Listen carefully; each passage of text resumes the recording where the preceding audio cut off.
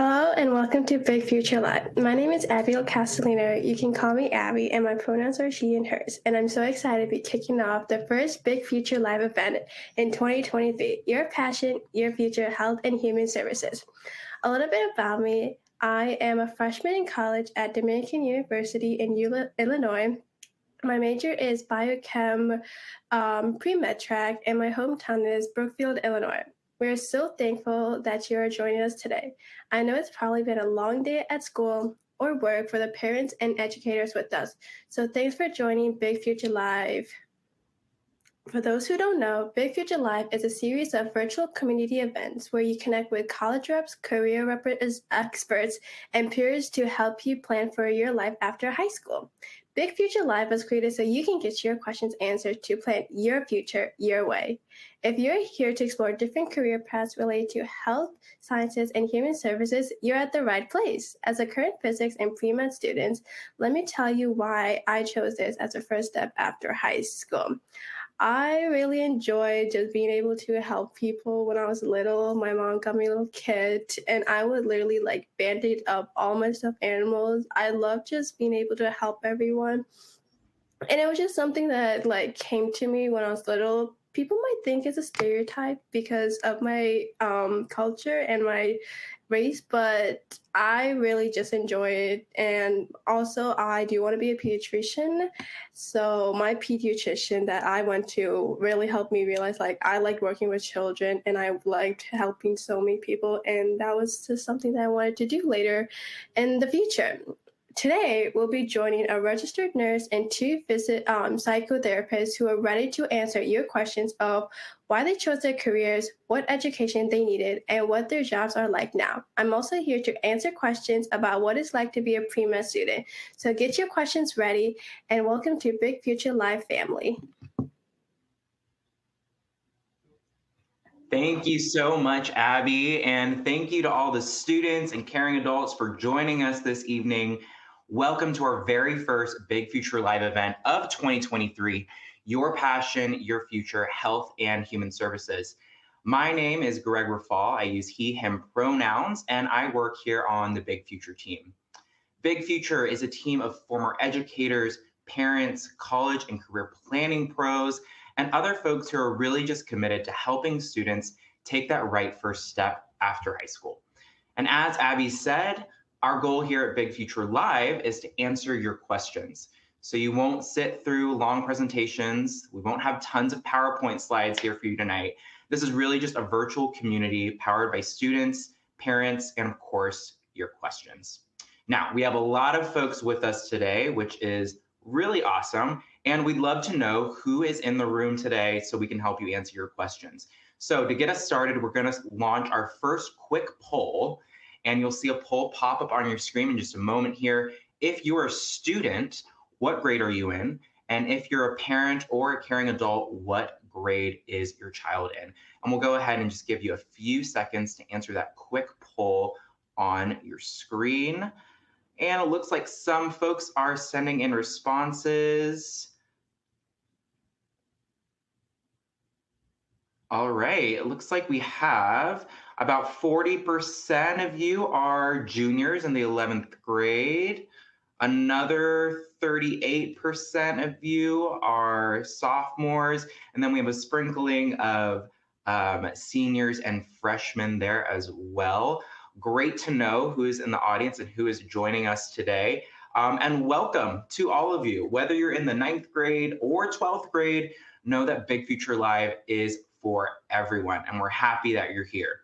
Now, let's go ahead and meet our speakers for today, and I'll invite all our speakers onto the screen here. Awesome. And we'll invite Abby onto the screen as well. And I'm going to ask each of you to go ahead and introduce yourselves. Tell us, what's your name? Where do you all call home? What's your job in like one sentence? And then give us a fun fact about you as well. Help us to get to know you a little bit. And to make things easy, I'm just going to call on folks. And we'll start with Ebony. Good evening, everyone, and thank you, Greg, and thank you to Big Future for the opportunity to participate in tonight's event. My name is Ebony Middleton. I call Gettysburg, Pennsylvania my home, and I am also going to be telling you more about what I do, which is I am a human capital senior consultant at a management consulting firm and a psychotherapist at a small practice. And one fun fact about me, I actually back in the day recorded an album. Wow, that's awesome, Ebony. We'll have to have you back for our next event. We'll be focused on like music and a singing career, but that's for another time. Thanks so much, Ebony. And Jennifer, I'll pass it to you to introduce yourself. Okay, hi, I am Jennifer Lown. I am a nurse practitioner and a registered nurse, formerly an ICU nurse, but I now work in outpatient office pediatrics. I call Poughkeepsie, New York, my home. It's about an hour and a half north of New York City. And one fun fact about me is we can't seem to say no to animals. We currently have a lizard, a rabbit, a Labrador retriever, and a handful of chickens in the backyard. That is awesome. I don't know many folks with a handful of chickens as pets, so that's great, Jennifer. Thanks for sharing. Mark, you're up. Yes, I am Dr. Mark Covington. I am a psychotherapist. My pronouns are he, him, his, and I call home Washington, D.C. And a fun fact, Ebony, to kind of piggyback off of you, we can both find each other on Spotify. I was in an a cappella group and I recorded an album as well, a couple actually on there. So nice to, maybe we can have a big music party one on top of this. That's awesome. All right. So after this event, we're going to start a band, it sounds like. That's great. And Abby, last but not least, we heard a little bit more about you, but we'd love to know what your fun fact is. My fun fact is I really like to sleep. Like, that's all I would do if I could, would sleep all the time. That's real, Abby. I think all of us are always looking for a little more sleep.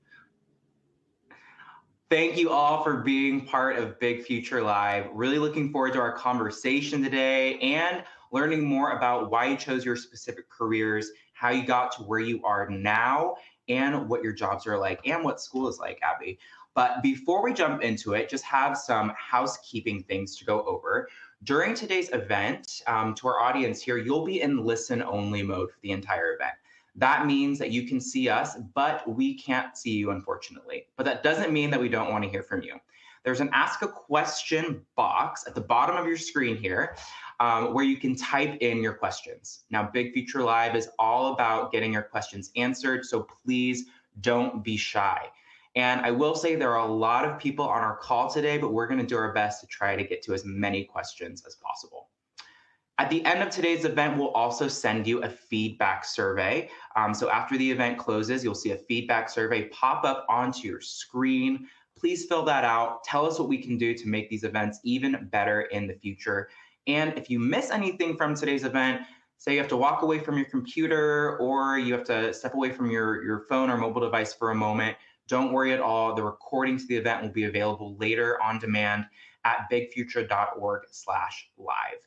And know that today is just the beginning of our events in 2023. You can check out bigfuture.org/live for more of our virtual community events as you plan for your next step after high school. Now, again, Big Future Live, we're all about answering your questions. But before we get there, I have one last question for you all. I want to know what brought you to today's event. So you'll see a second poll pop up on your screen here, and go ahead and answer that for us. What drove you to attend today's event? Were you looking to learn more about what it's like to be a psychotherapist? Do you want to know more about what it's like to be a nurse, to be a social worker? Or are you really interested in just learning about the education needed for some of these jobs? I see some responses coming in here. We have about 20% of you want to know about what it's like to be a psychotherapist. Another 20% want to know what it's like to be a nurse. And a lot of you, about 50% of you, want to know about the education needed for a job in health sciences and human services, which I know our panelists here are are roaring and ready to answer. So with that, let's go ahead and dive right in and get to some of our questions here. So our first question is from Daniela, and Daniela wants to know, what is the difference between the duties of a nurse and the duties of a doctor? And Jennifer, this question is for you. Okay, and I could probably spend like a year here, but I'm not going to. So basically, the textbook answer is that doctors diagnose and doctors and nurses both assess, but doctors are the ones who diagnose and they prescribe the treatment. But in reality, if you're a floor nurse, you're going to spend most of your day with the same couple of patients. You're going to be the one giving them all their medicines, doing that. And you're more, as a nurse, focused on kind of the human response to what's happening to them. Whereas with the doctor, they come in, they tend to see the patient in a much shorter amount of time. They rely a lot on the eyes and the ears and the nurses, but they do, they look at the x-rays, they look at the labs, and they make the diagnosis and they make the treatment and the treatment plan. And it's more the nurse's responsibility to carry that out. That's a really great way of explaining it, Jennifer. And I think that really helps to make it more clear, like what the nurse's role is and like how much time they're actually spending with the patient compared to the doctor. So thanks for that. Our next question is for Mark. And Mark, Megan wants to know, what does a psychotherapist do?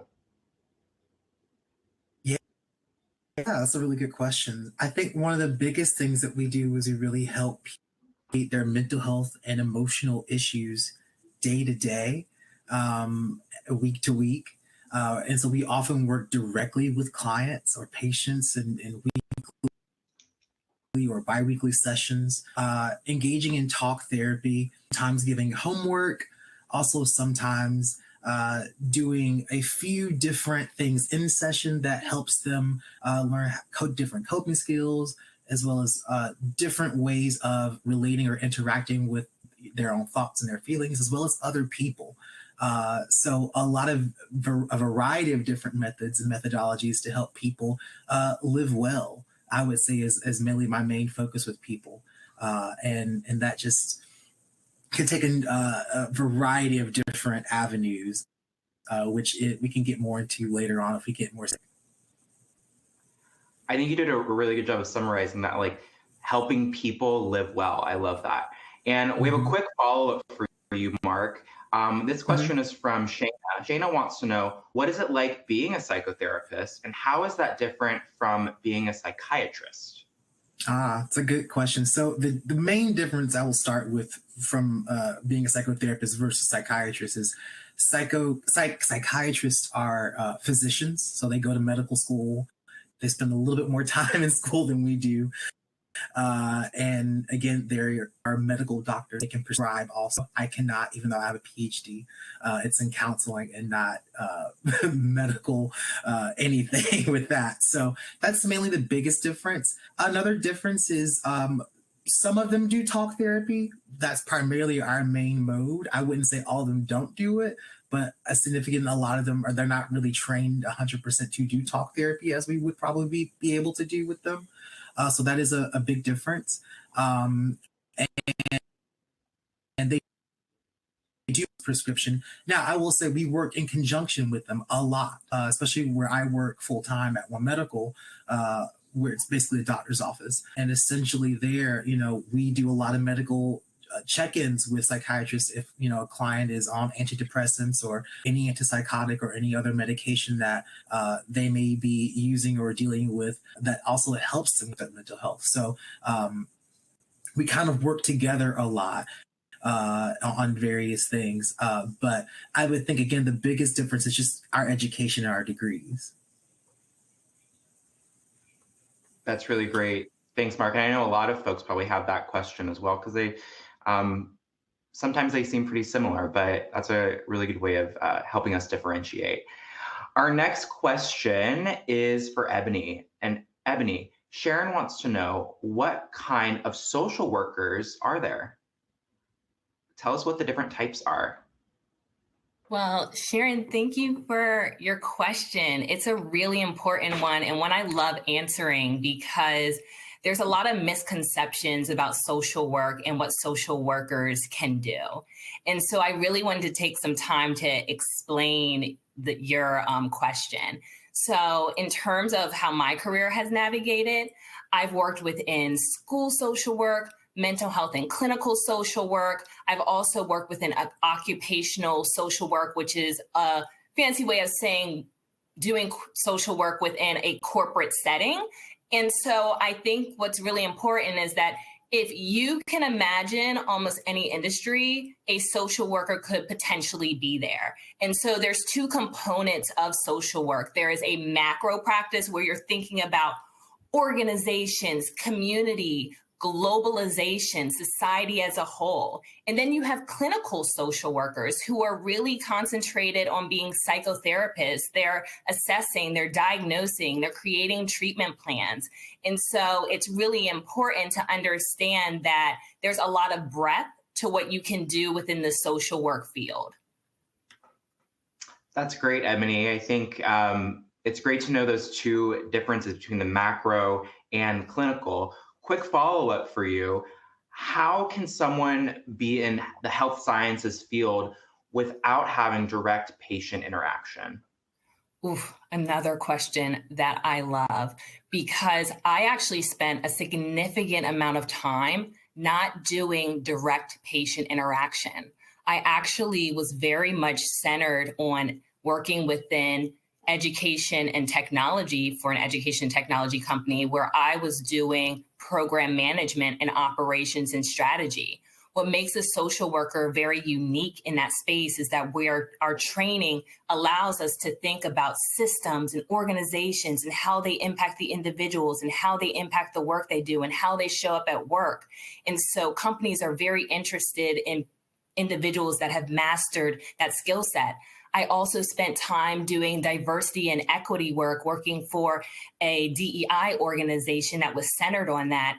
In that role, I did operations strategy for Fortune companies, advising them on how to support undergraduate students that were first generation in navigating the college process adequately and to a way that was successful and authentic to them. I also worked with students that were in college, assisting them with programming that allowed them to get Fortune 500 jobs, and not just jobs, but internships that led into full-time opportunities. And so there is so much to be done in this space that you don't just have to do clinical work. And I've also worked within legislation and policy and writing testimonies for things that I'm passionate about in terms of the social work field. Wow. Ebony, I think what you just highlighted is that there are so many different pathways within these career clusters. So thanks for highlighting that. Our next question is for Abby. Abby, Jamie wants to know, what was your inspiration for choosing your career path? I guess like in the beginning, I wanted to always be a pediatrician because I'm my own pediatrician, because she's like the sweetest angel. She always was so sweet to me, even though I saw her like once a year. She knew who I was, and she always like kept check up on me. No, like every year she's like, "Oh, what grade are you in, or how's school?" And it was just really sweet. But like I really didn't understand what pediatrician really was, except like, you know, they work with children, and I really didn't get that kind of opportunity until like recently. I finally was able to work as a camp counselor in my village. And it was just really like, that kind of really helped me see like that I wanted to work with children, because I got to like play with these kids, get to know them, and become like some of these kids like safety place. Like there were some kids would just follow me everywhere, and like no, like they were comfortable around me to like talk about anything and just tell me like weird stuff. But it was just like really like it just made me really happy, because every day I could just come and see them and talk to them and just like hang out with them, and I didn't really have to worry about anything. And I was able to like help them with like little things when they were like hurt. I was able to help them and make sure like they were fine, and make sure they wouldn't like, you know, tell their parents that something happened to them, because you don't want that as a camp counselor. But I was just really happy, like the experience with like getting that experience finally, and being able to like really realize like I really wanted to work with children, like that really helped me out figure like this is the path I want to do and this is what I want to do later. That's great, Abby. That's great that you were able to identify as you're in your camp counselor experience that, hey, I really love helping people. I love helping kids, and apply that to a career path like a pediatrician. So that's awesome. Thanks for sharing. Our next question is for Jennifer. Jennifer, Anna wants to know, do you feel like you get to help others as much as you want to as a nurse? Absolutely. I mean, within any given day, and you'll read about a lot of stresses in the healthcare industry. So, like within any given day, you'll have like moments that get away from you, and maybe you didn't get to do everything you wanted to do. But there's like so many moments throughout my career and throughout my day where I'm just like, you're able to make a difference, and you're able to touch people, and you're able to even just explain something better to somebody. So, I would say that in that way, shape, and form, nursing is extremely rewarding. That's amazing. You're helping everyone every day. So thank you for your work that you're doing. A follow-up question for you, Jennifer. And this question is from Abigail, a different Abigail than the one on our screen. Have you worked the night shift as a nurse before? And if so, what is the difference between working at night and working during the day? I have. I've worked days and nights as a floor nurse. And there's not an appreciable difference in the type of work you do. Patients tend to go for more tests during the day as like on the nursing floor. So that maybe it's a little more hustle and bustle during the day. But other than that, the nursing care is pretty much the same day or night. And then the only thing that I will say is most nurses will tell you that there's less administrators around at night. That's great to know, Jennifer. Awesome. Well, this has been a wonderful first round of questions. I know many of the folks who are on our call today are really just unsure of what they want to do. So they're exploring careers in health sciences, in human services. And if you're unsure of what you want to do, one way to start exploring careers is through Big Future and the Big Future Career Quiz. So check out this short video about how to get started.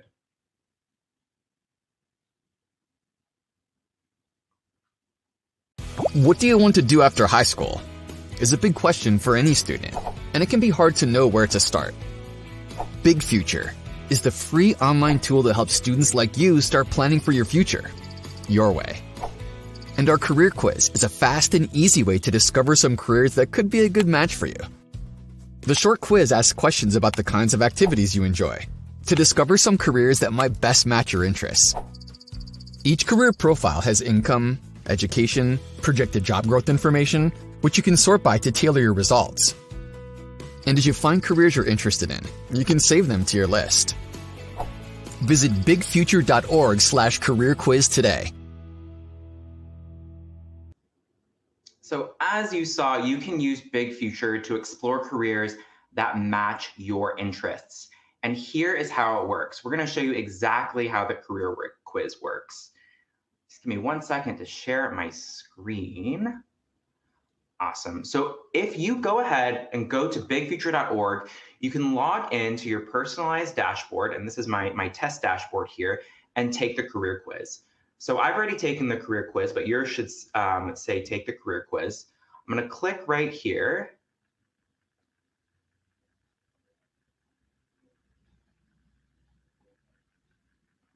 And I'm going to click on Start Career Quiz to get started. And it'll bring you to our career quiz here. The career quiz, again, takes less than 10 minutes to complete, and it's going to ask you questions about your interests and what you like to do. I'm not going to go through the whole quiz with you right now, but I promise you it takes less than 10 minutes to complete. After you take the quiz, you'll get a list of 30 potential careers, just like this. See, these are my career matches here. And you can save careers that you're interested in to your career list. So if I click Add to List here, it'll save it to my career list. And that way you can keep track of them, and it's just as easy as that. So to get started, you can scan the QR code that's going to appear on your screen right now. You can scan the QR code, to get started. And 10th and 11th graders, when you save 3 or more careers to your list on Big Future, you'll be automatically entered into drawings for $500 and $40,000 Big Future scholarships. All you need to do is save 3 careers. If you are a 12th grader joining us tonight, log into your Big Future dashboard, take a look at what steps you can complete, and you can also qualify for $500 scholarships and $40,000 scholarships. Every month, Big Future will award 2 or more $40,000 scholarships and hundreds of $500 scholarships. So the sooner you complete steps like starting your career list, the more chances you have to win. So again, to get started, scan the QR code on the screen right now and go ahead and take that career quiz. Awesome. Hopefully many of you are going to Big Future and taking the quiz. And Schwan says,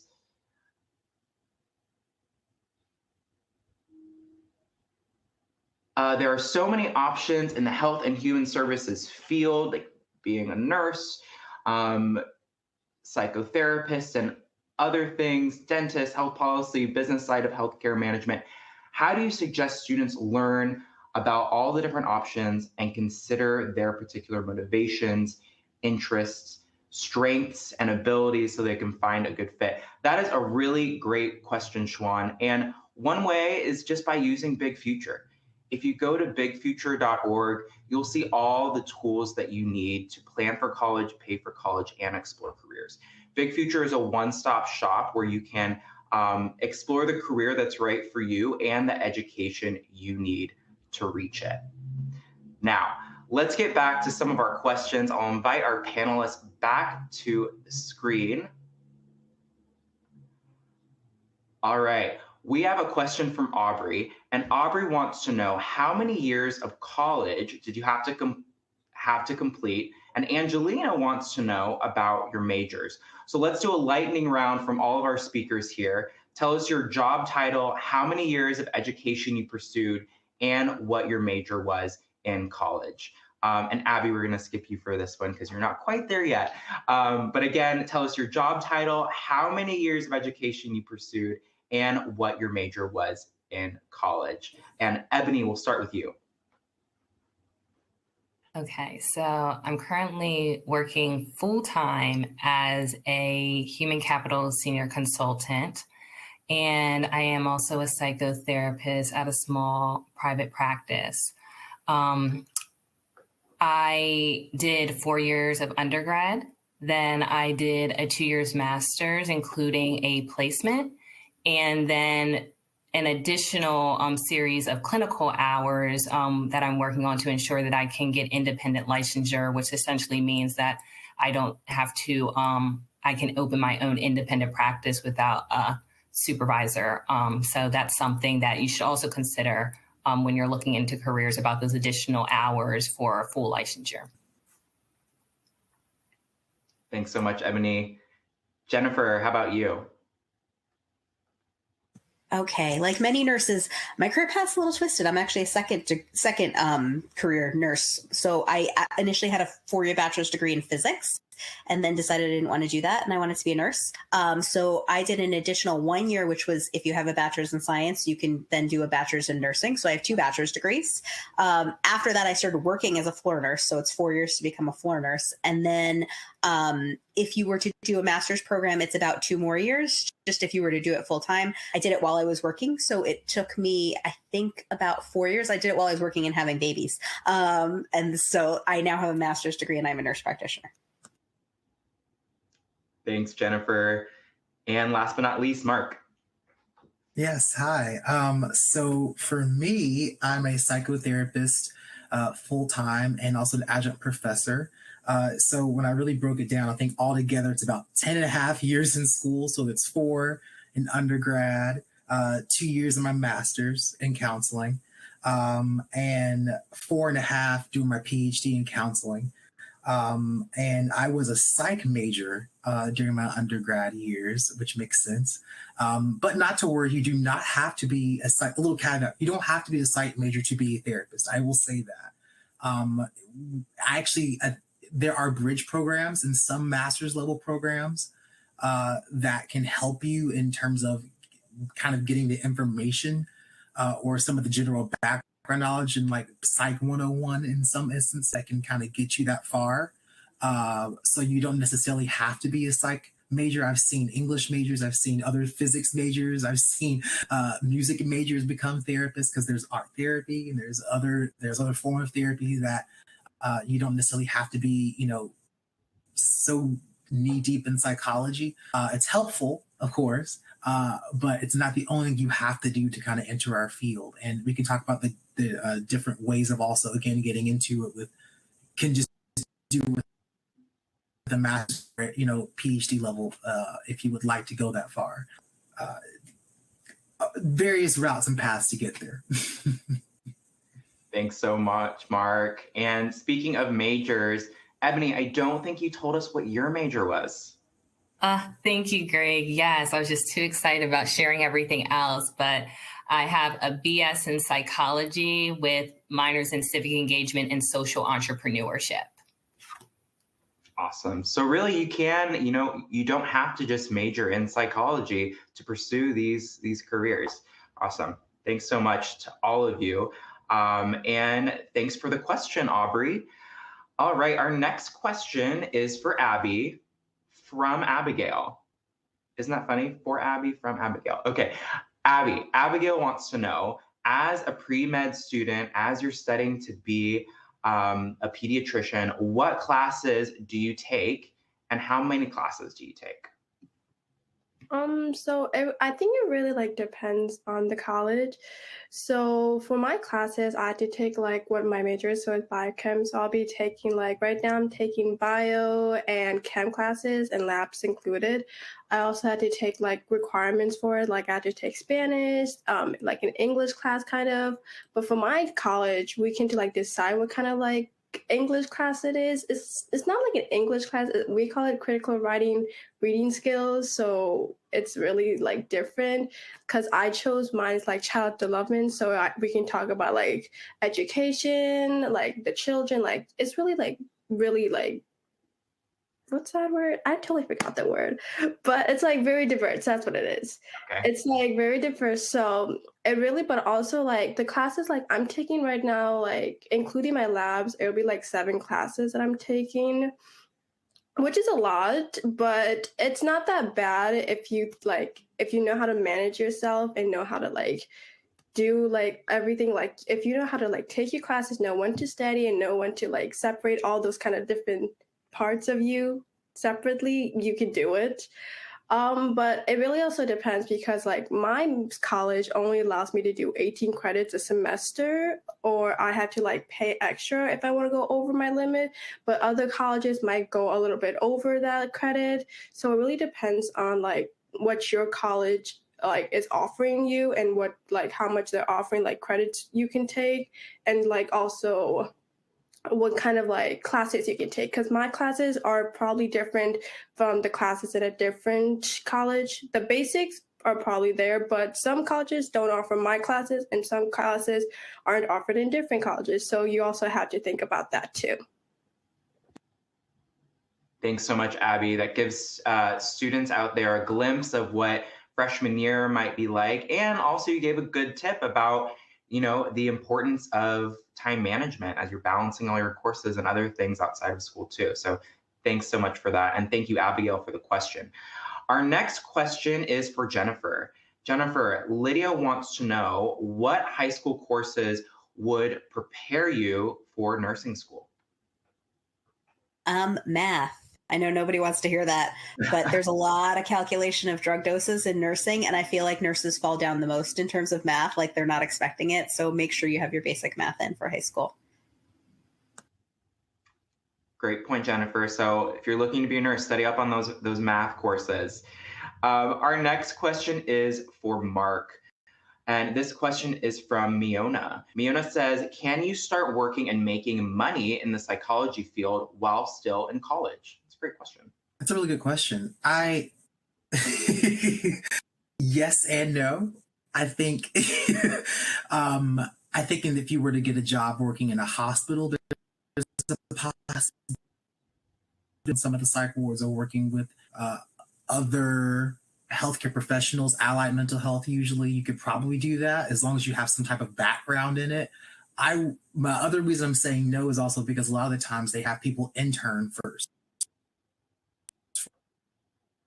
for a while, or to do more direct clinical work with people. In our master's program, we still had to have at least 600 hours the first semester or so, just to be able to work with people one-on-one or in a group. So it takes a while for people to be able to get independently licensed, which is actually illegal technically, to be able to for licensure, to be able to work with people one-on-one and independently. So most of the time, if you are working with someone, especially before you're licensed and before you have your master's degree, generally you will be under supervision of someone else for a little bit. So it's something that it takes a little bit of time to make money off of, especially if you're just starting off. And there's just a lot of checks and balances and things you have to go through before you're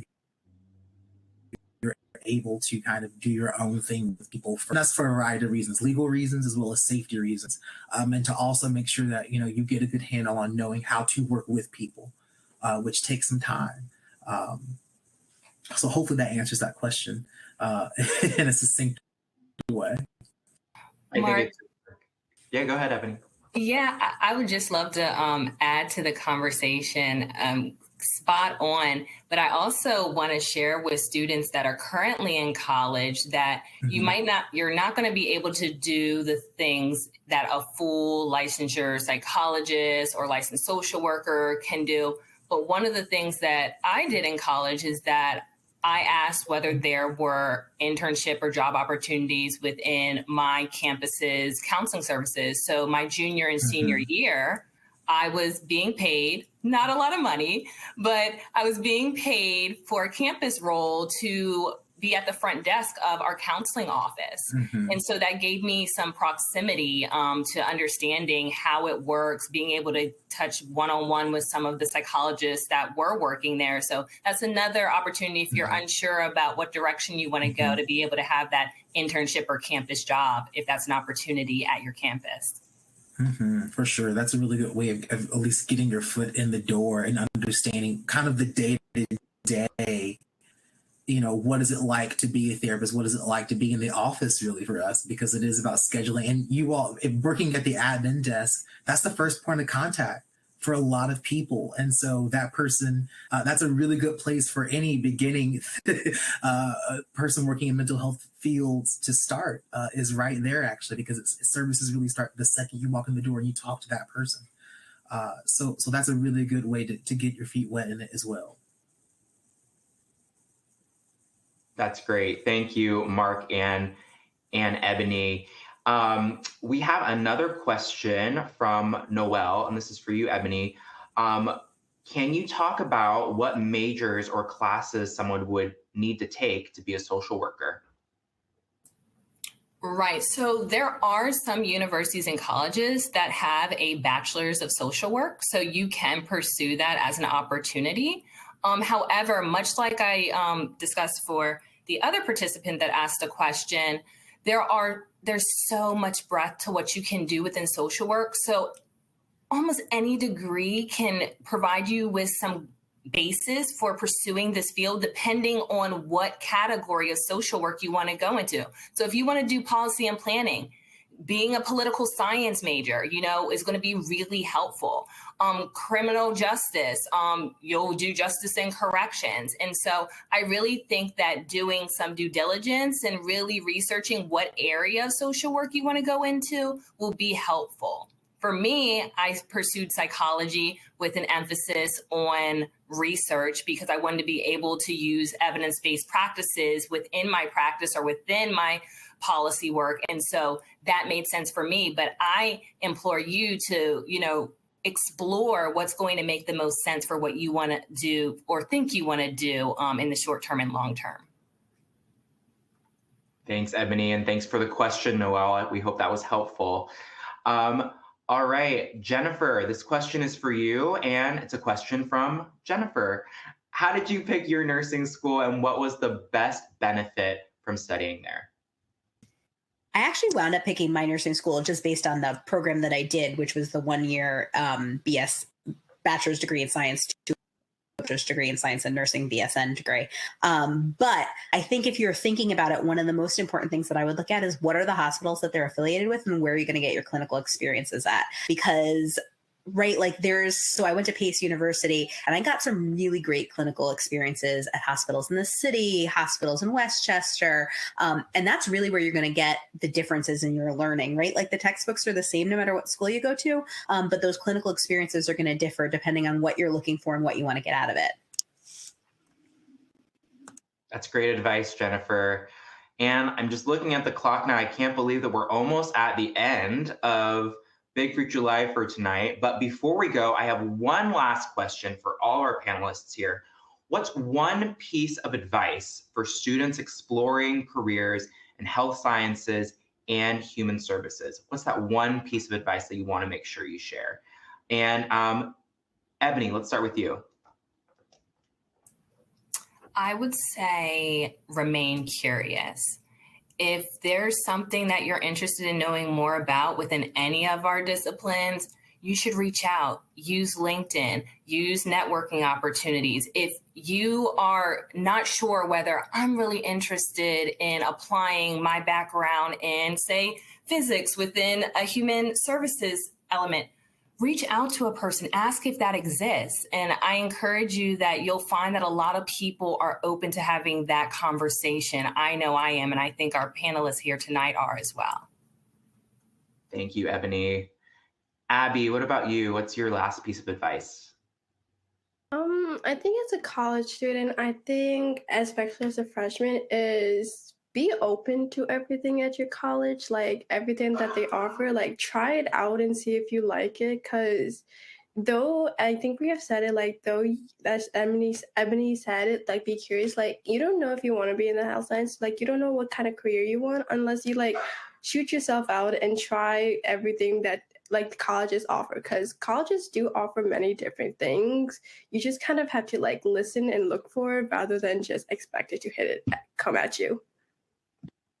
It's great advice, Abby. Give everything a try, right?